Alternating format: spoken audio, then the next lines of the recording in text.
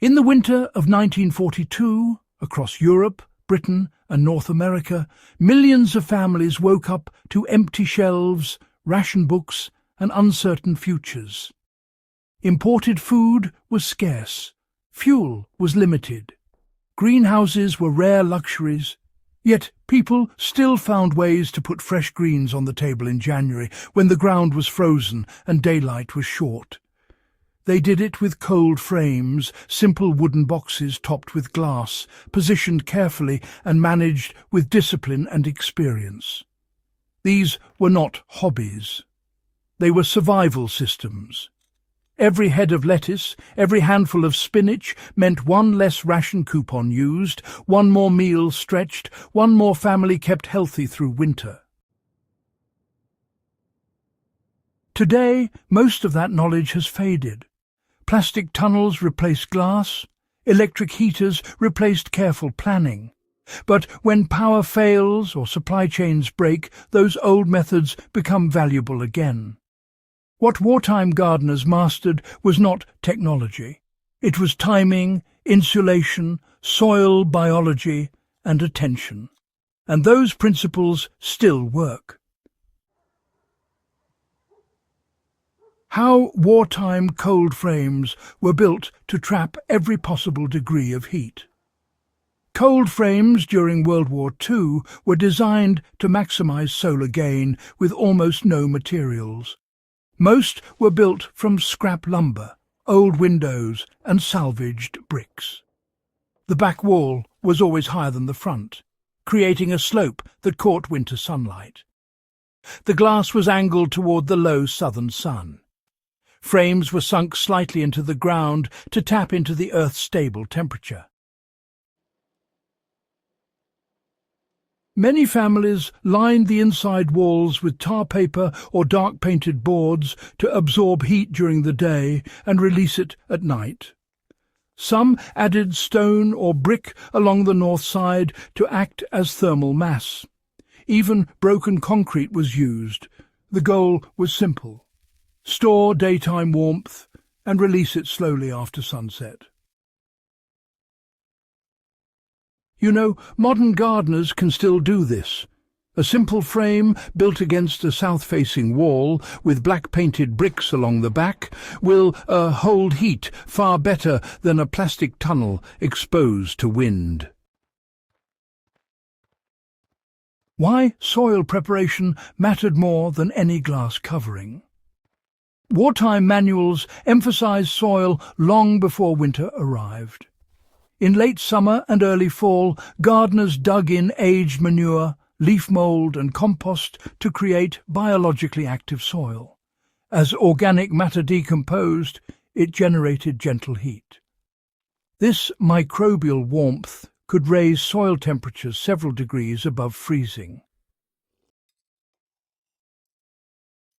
Some gardeners layered fresh horse manure under 6 inches of soil in what was called a hotbed. As the manure composted, it produced steady heat for months. Lettuce and spinach grown over these beds could survive deep winter. Today, the same effect can be achieved with compost trenches.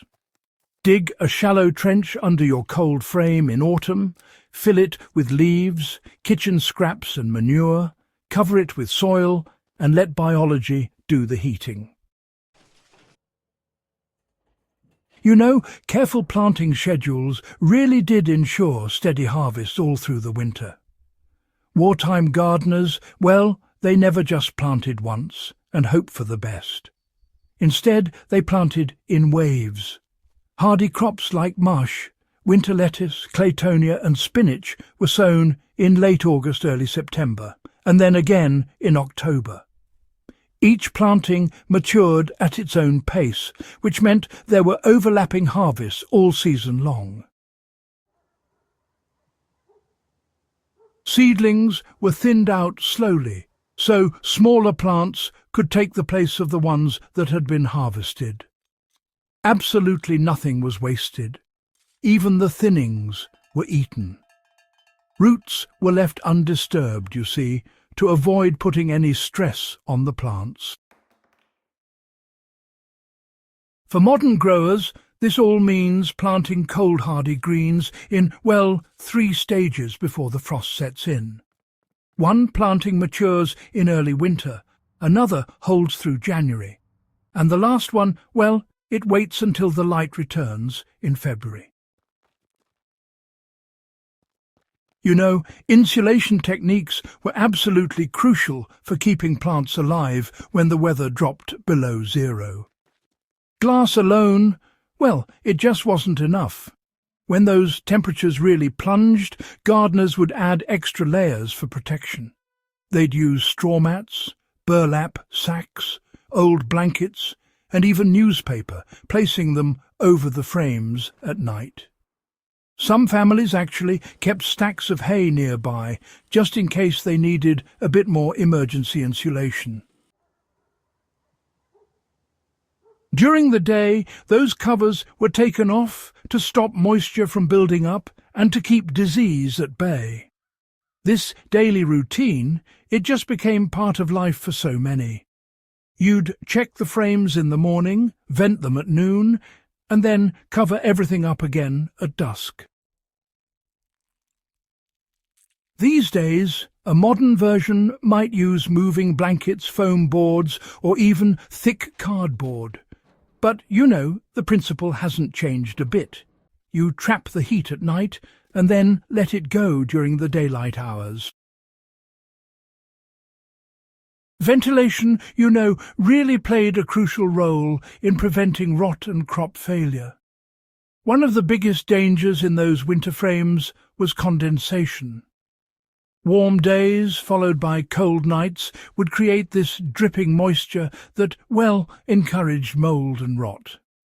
Wartime growers, they learned to crack the lids open, even in freezing weather, just for short periods.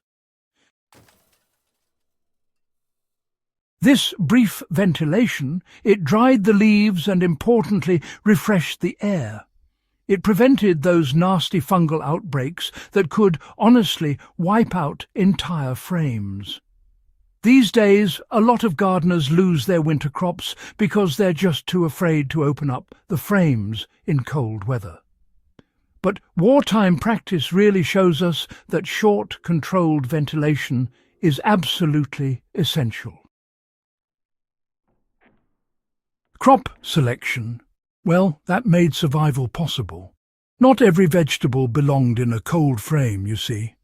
Wartime guides focused on specific varieties: winter lettuce, spinach, endive, corn salad, kale, and parsley.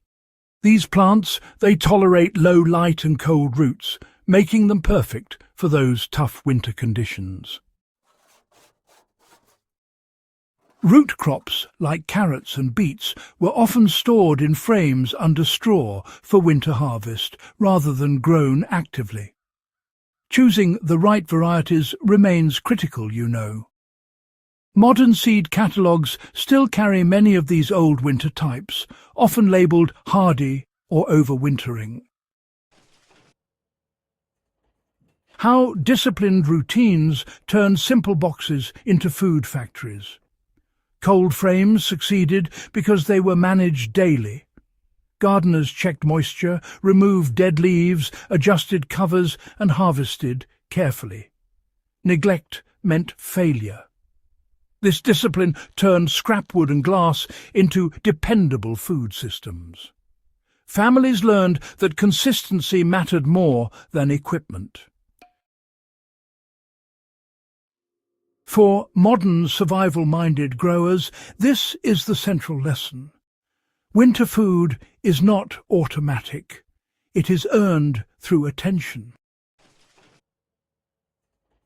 So, why did these techniques just, well, disappear after the war? After 1945, cheap fuel, mass transportation, and industrial agriculture made winter gardening unnecessary for most folks. Supermarkets took the place of self-reliance, you know. Plastic replaced glass. Convenience, well, that took over from skill. The knowledge that used to pass from grandparents to parents just slowly faded away. What had once been common sense became honestly quite obscure.